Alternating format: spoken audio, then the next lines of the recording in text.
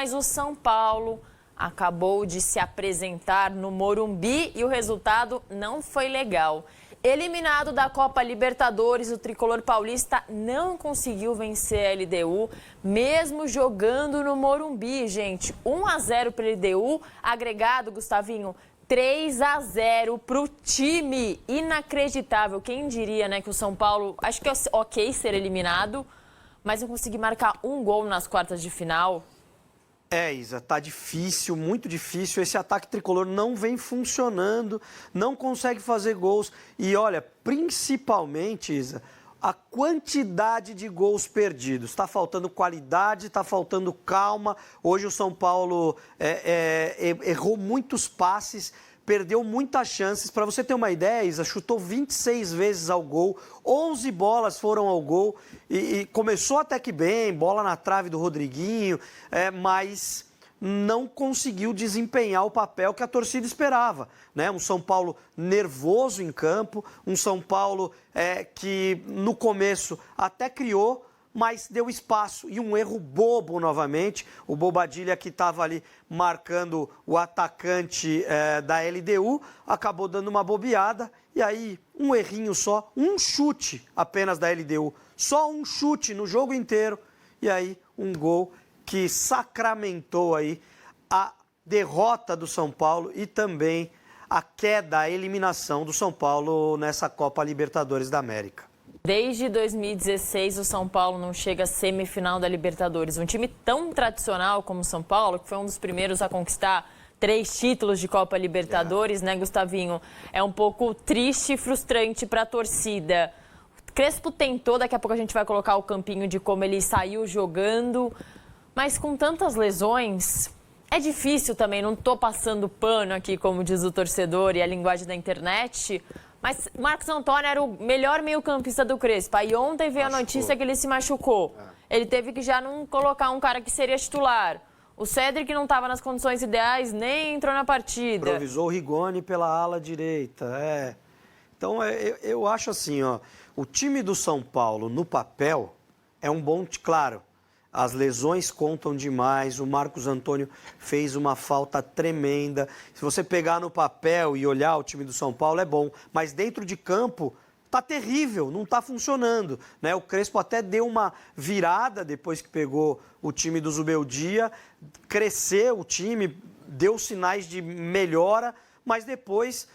é o terceiro jogo que o São Paulo perde consecutivo, Isa. Então, a situação está complicada. Claro que os desfalques, a gente fala que tem um Lucas fora, hoje até entrou no segundo tempo, mas não conseguiu ajudar. O Oscar sequer foi ao banco, estava recuperado da lesão, a expectativa de que ele ficasse no banco não foi, não conseguiu ir para a partida, certamente não deve estar 100%, por isso que o Crespo não o convocou para a partida. Então, esses desfalques contam muito. Outro que estava no banco é o Luiz Gustavo, né, que está recuperado também no problema pulmonar. Mas também não jogou, não né, jogou. Está sem treinar, está sem jogar. Muito tempo, né, sem ritmo de jogo, né, Isa? Então, realmente... É complicado um time com tantos desfalques, mas o Crespo estava conseguindo se virar, mesmo com esses desfalques, e hoje é um dia triste para o torcedor do São Paulo, realmente um dia que o torcedor não vai esquecer, porque perder competindo, perder fazendo gols é uma coisa, agora perder da maneira que perdeu é um São Paulo apático dentro de campo. São Paulo teve a bola desde o primeiro minuto do jogo, a LDU estava ali na dela, obviamente o placar era super favorável, um 2-0, mas a LDU não estava nem tão retrancada. Estava ali esperando, analisando o São Paulo até com bastante espaço, mas nem 1% do que é o São Paulo nos últimos 10 jogos a gente conseguiu ver hoje. É verdade. E as melhores jogadas do São Paulo aconteciam justamente pelas alas, pelas pontas, né? Foi onde o São Paulo conseguiu acertar uma bola na trave com o Rodriguinho, né? Essa chegada do Enzo Dias, né? Agora, realmente... Depois que o São Paulo começou a tentar jogar pelo meio, o que a LDU fez? Congestionou o meio-campo, congestionou a frente da área ali, e aí ficou muito difícil para o São Paulo, né? Tentava de longe, vários chutes. Agora, o Luciano, mais uma vez, uma partida onde ele perdeu muitos gols, Isa. Teve chance novamente de fazer gols importantes.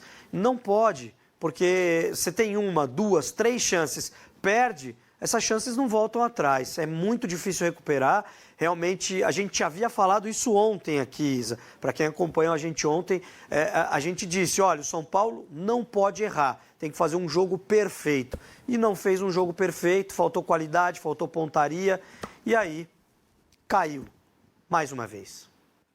Noite muito infeliz, difícil explicar a torcida que foi ao Morumbi, lotou a casa, apoiou até o final. No final tivemos vaias, mas acho que é meio natural, né? O torcedor infeliz.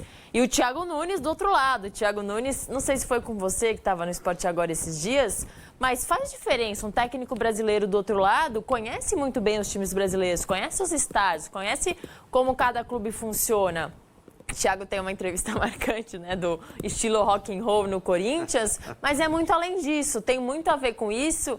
E ele ganhou uma experiência quando ele sai do futebol brasileiro para ser treinador da América do Sul e hoje está numa semifinal de Libertadores, Gustavinho. A LDU é muito mais fraca que o São Paulo, pode até ser, mas venceu os 2 jogos. Venceu os 2 jogos, trouxe a vantagem que fez, uma excelente vantagem, 2-0. Foi eficiente em casa, né? Porque aquele dia mesmo o São Paulo jogou melhor. Exatamente. Mas é isso, Isa, perdeu muitos gols. Né? O Ferreirinha perdeu muitos gols, o Luciano perdeu muitos gols. Então vacilou, deu bobeira e é aquilo que você falou. O Thiago Nunes conhece, trabalhou muito tempo aqui no futebol brasileiro, fez um excelente trabalho no Atlético Paranaense. Já no Corinthians não foi tão bem assim e está fazendo um bom trabalho na LDU. E a LDU, a gente precisa lembrar que quem dirigia há pouco tempo atrás a LDU era o Luiz Ubeldia, que inclusive foi campeão da Copa Sul-Americana. Né? Então, não dá para você falar assim, a LDU é um timinho...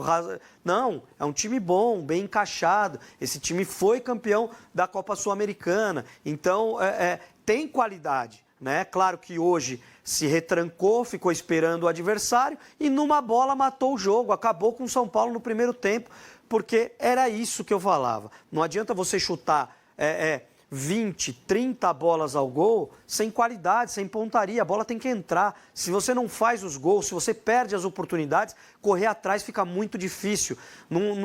E até o torcedor acaba perdendo a paciência, Isa. No primeiro tempo, já deu para notar ali, quando o São Paulo tentava, começou a errar alguns gols ali, deu para notar que o torcedor já estava um pouco impaciente. Né? E principalmente na substituição do Rigoni, quando o Crespo tirou o Rigoni, a torcida até chegou a vaiar o Rigoni, porque não vem jogando bem, né? O Crespo fez uma tentativa ali, falou, vamos tentar com o que eu tenho, com as peças que eu tenho à disposição. Ele tentou, mas não funcionou. E eu, no lugar dele, por exemplo, já não teria jogado com 3 zagueiros. Eu iria com 2 zagueiros, ia colocar o Alisson porque o Alisson é um cara que, quando estava na fase boa, antes de machucar, o Alisson estava fazendo muitos gols.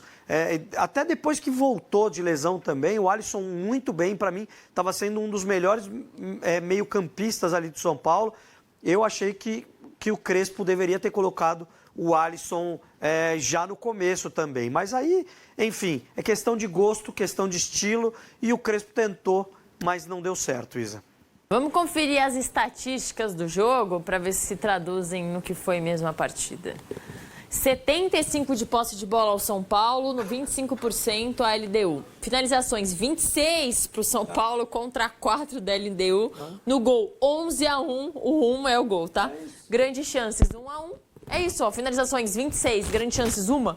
Tem alguma coisa errada, né? Falta de pontaria. 16-0, passes 606 a 215, faltas 7-14, cartões 1-2. E, nossa, o São Paulo se apresentou, como você falou, tão desanimado, tão abaixo da expectativa, que a LDU nem precisou fazer catimba, nem precisou ficar parando o jogo por conta de falta. Fez um pouco isso. Mas... Fez um pouco.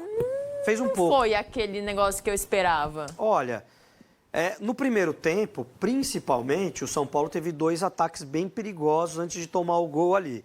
Sim. E aí, você notava que o goleiro caiu, o zagueiro caiu, todo lance, os caras dando aquela encebada, dando aquela enrolada. Teve principalmente no primeiro tempo. Mas aí é que entra a malandragem também dos jogadores do Equador, os equatorianos. O que aconteceu, Isa? Viram que o São Paulo estava num jogo mais físico, né? Não estavam conseguindo desenvolver. Grande parte do jogo, você vê até a posse de bola, 75% de posse do São Paulo contra 25%, só que o São Paulo não conseguiu criar. Você vê de 11 chutes no gol, um lance perigoso, um lance que levou realmente perigo efetivo ali. Então falta criatividade no meio-campo, faltou pontaria, faltou a criação de jogadas, porque o São Paulo, até na saída de bola, eu notei o time muito nervoso, Isa. Não sei se você teve essa impressão, principalmente nas saídas de bola com o Sabino, até o próprio Alan Franco ali, errando muitos passes, muitas saídas de bola, muitos passes errados do São Paulo, né? E o São Paulo ficava tocando bola, toca pra cá, toca pra lá, mas na hora de criar, de chegar na cara do gol e finalizar, nada, muito mal, alguns chutes de longa distância, não fizeram nem cosquinha, o goleiro da LDU praticamente nem sujou a farda,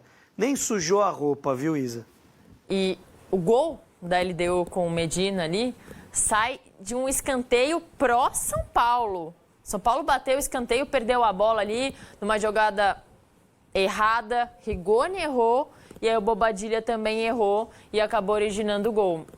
Isso também não dá, né? Levar um gol com um escanteio pró, precisando de pelo menos 2 gols, tudo errado hoje. Tudo errado. Você vê que o time estava nervoso, o time estava sentindo. É um erro básico, porque a marcação, quando a bola pinga, o Bobadilla perde totalmente o tempo de bola. E aí o Medina foi mais esperto, mais inteligente, colocou a bola na frente e acabou fazendo o gol que matou o São Paulo. Aquele gol acabou de derrubar o São Paulo. Você vê que o São Paulo ele estava tentando ali, teve a chance mais perigosa ali, que foi com o Rodriguinho, que foi aquela bola no travessão, e só. Depois o São Paulo não conseguiu mais jogar. O nervosismo tomou conta, você vê que, principalmente a criação do São Paulo, eu acho que o Crespo também demorou demais para mexer, foi mexer só no segundo tempo, eu já teria mexido antes, não está dando certo,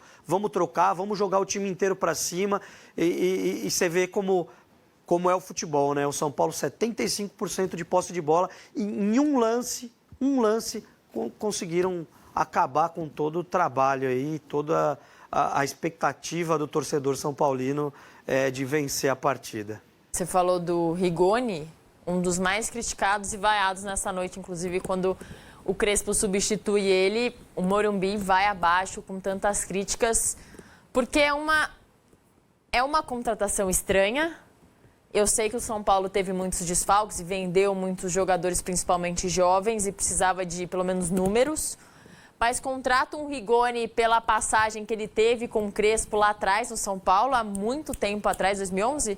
2011, acho. 2011, ó. Mais de 10 anos.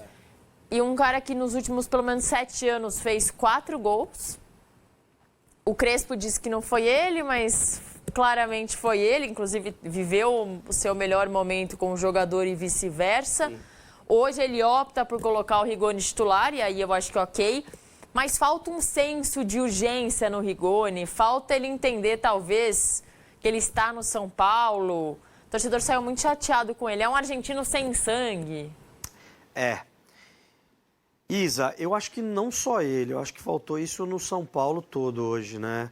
São Paulo sentir mais a partida, era o jogo, sem dúvida nenhuma, o jogo mais importante do São Paulo no ano, porque o São Paulo não tem mais aspirações, está fora da Copa do Brasil, né? No Campeonato Brasileiro, está atrás, quer uma vaguinha aí na Libertadores do ano que vem. Agora um G6 virou possível. É prioridade do São Paulo agora tentar um G6, tentar uma classificação para a Libertadores no ano que vem.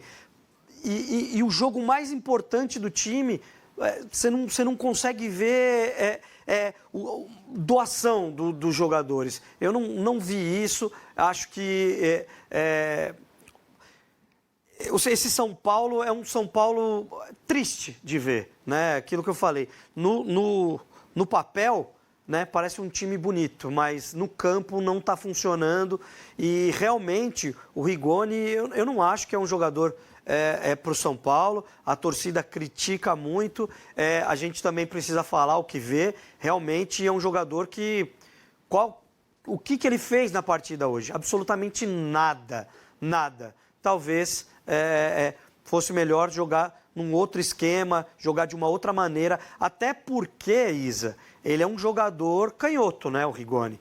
Então, colocou-se o Rigoni jogando pela direita, mas para quê? Tentar, de repente, um chute para ele trazer para a perna esquerda? Ele não fez isso nenhuma vez, né? E nos cruzamentos que deu, um jogador que é canhoto para cruzar com a perna direita, isso não ajuda. Então, eu acho que faltou um pouco de tato ali do Crespo, de sentir que não era a hora do Rigoni, não era jogo para ele hoje, né? Mas, enfim, às vezes o treinador tem as suas convicções, né? E morre abraçado com elas e acaba errando, como escalou mal o São Paulo hoje. Eu acho que essa culpa também vai na conta do Crespo, viu, Isa?